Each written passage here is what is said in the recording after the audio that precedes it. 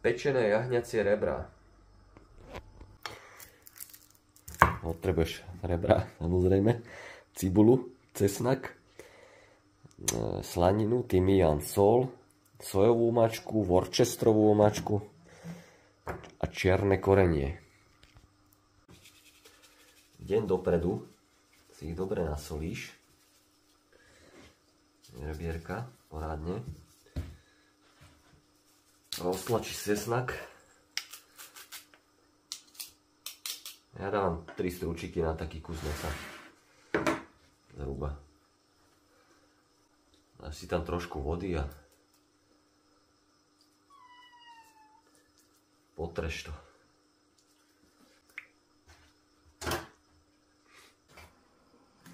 Slaninu si nakrájaš na kocky.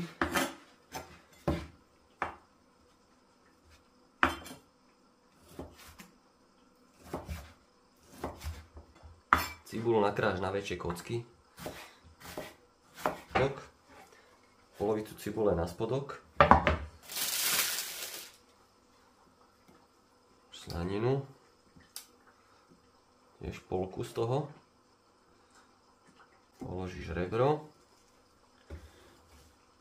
A navrch dáš druhú polovicu.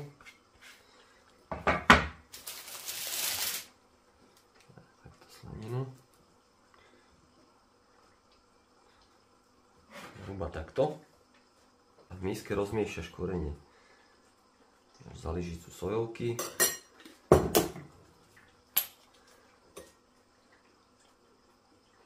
Za lyžicu worcesteru. Lyžicu tymiánu. Čierne korenie. Sol nemusíš dávať, lebo rebro je už nasolené. Vydáš vodu. Rozmiešaš. Ešte môžeme dať vody. Nakrieš.